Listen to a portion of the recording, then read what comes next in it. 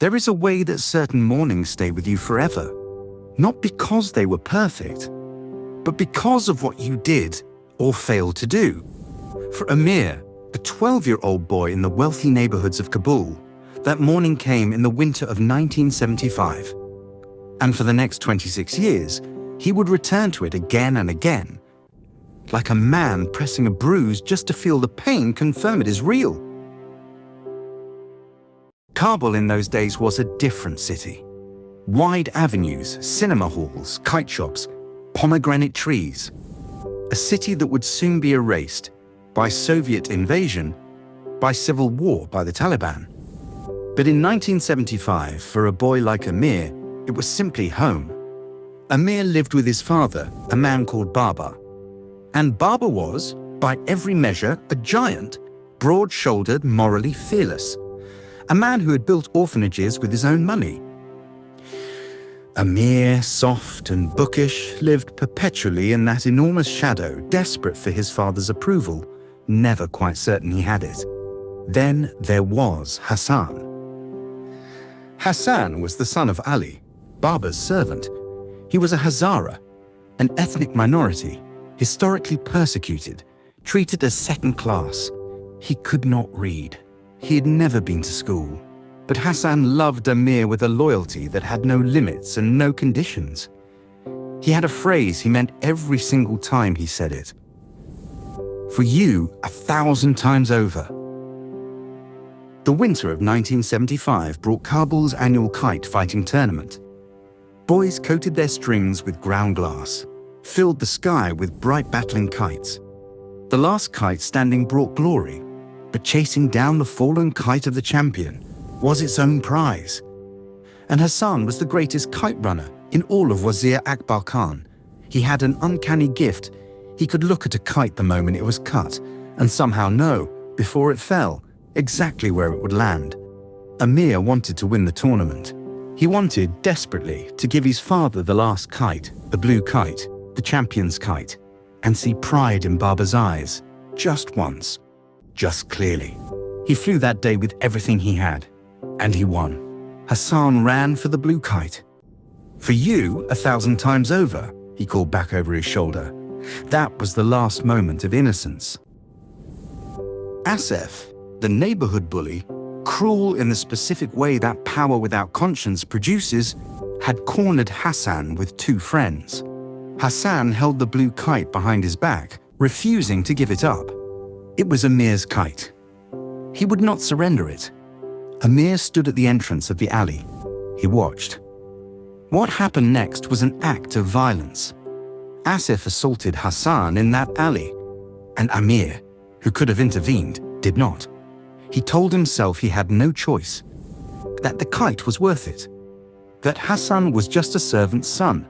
He told himself many things. Then he turned and ran. That evening, Baba smiled when Amir brought home the blue kite. Amir had won, and in winning had lost something that would take him 26 years to reclaim: guilt. When it cannot be spoken, becomes a poison. In the months that followed, Amir found he could not look at Hassan, because every time he did, he saw the reflection of his own cowardice. And so, in one of the cruelest mechanics of shame, Amir began to resent Hassan for making him feel it. He planted his own watch and birthday money under Hassan's mattress. He told Baba that Hassan had stolen them. Hassan confessed, though he had done nothing. He was protecting Amir even now, even after everything. Ali and Hassan left. Baba wept, the first and only time Amir had seen his father weep. Amir watched them go from a window and did not call them back. Then history intervened. Soviet tanks rolled into Afghanistan. Kabul began to disappear. In 1981, Baba decided they would leave. The journey out was harrowing, hiding in trucks, breathing diesel fumes, moving through checkpoints in the dark. At one checkpoint, a Russian soldier demanded something monstrous from the refugee women. Baba stood up and refused. He was willing to die on that spot, alone, surrounded by armed men. He was the man Amir had always struggled to become. They made it to California. Baba, once the most respected man in Kabul, now worked at a gas station and sold second-hand goods at flea markets. He carried his new life with the same dignity he had carried his old one. But sometimes Amir would see his father stare at nothing and understand he was looking at a Kabul that no longer existed. At the flea market, Amir met Soraya, sharp, brave, beautiful in an unconventional way. She told him her own secret before he could ask, with her chin up and her eyes steady. She wanted no secrets between them. Amir thought, I am in love with this woman, and I do not deserve her. He said nothing about the alley. Nothing about Hassan. They married. Baba died 1 month later, cancer, which he had hidden for months, refusing treatment until after the wedding. Amir held his father's hand at the end. Years passed. Amir published his novel. He and Soraya could not have children, a grief they carried quietly together. Their life was good. But underneath it, always, was the thing that hadn't healed. Then, in the summer of 2001, Rahim Khan, Baba's oldest friend, called from Pakistan. He was dying, and he said something Amir could not shake. There is a way to be good again. Amir flew to Pakistan, and there Rahim Khan told him the truth. Hassan had not been Ali's son. Hassan had been Baba's son. Amir sat with this for a long time. All his life, he had struggled to earn Baba's love, not knowing that Baba had secretly, guiltily given an equal share of it to the boy in the mud hut. Hassan had been his brother. The boy he had betrayed, abandoned, driven away with a lie, had been his brother. And Baba, the man who called theft the only true sin, had lived his whole life as a thief. There was more. Hassan had returned to Kabul after the Soviets left. He had a wife, a son named Sorab. Then the Taliban came. They shot Hassan in the street. They shot Fazana. And Sorab was taken to an orphanage. Rahim Khan asked Amir to go to Kabul and bring Sorab home. Amir sat with this for a long time. All his life he had fought for Baba's love, never knowing that Baba had already, secretly and guiltily, given a share of it to the boy in the mud hut. Hassan had been his brother. The boy he had wronged, abandoned, pushed away with a lie, had been his brother, and Baba, the man who said the only true sin was theft, had lived his entire life stealing the truth from the people he loved most. There was more. Hassan had returned to Kabul after the Soviets left. He had built a small life there, a wife, a son named Sorab.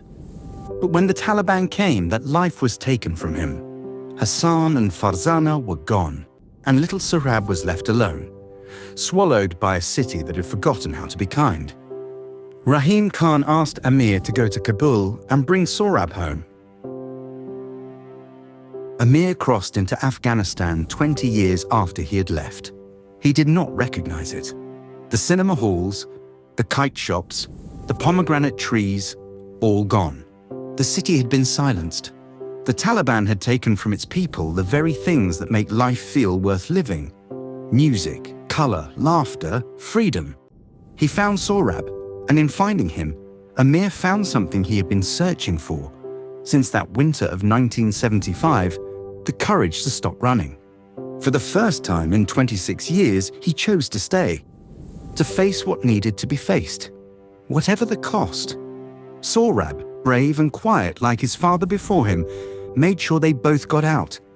Hassan's son had saved Amir, not just physically, but in every way that mattered. The circle was turning. It was March 2002.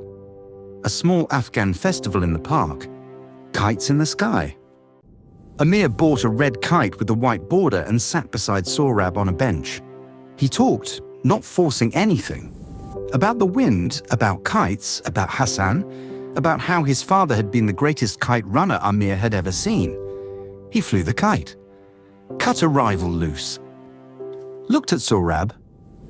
"Do you want me to run that kite for you?" A long silence.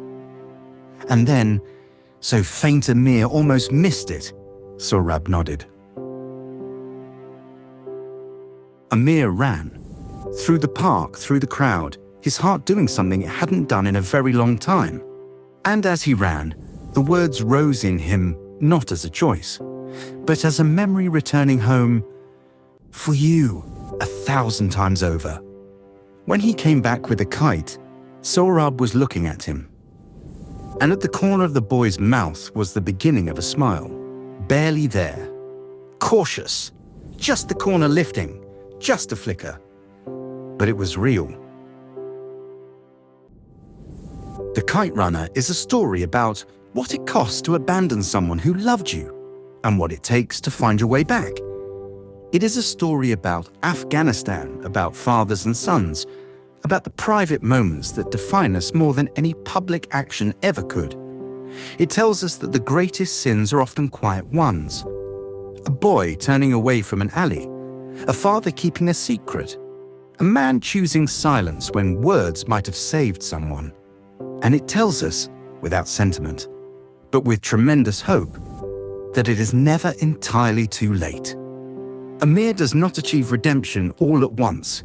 He achieves it in increments, in the decision to board a plane, in the willingness to take a beating, in the patience to sit beside a silent child day after day asking nothing, in running for a kite, in saying, without being sure he deserves to say it, "For you, 1,000 times over." That flicker of a smile on Sohrab's face is not a happy ending. It is something better. It is a beginning.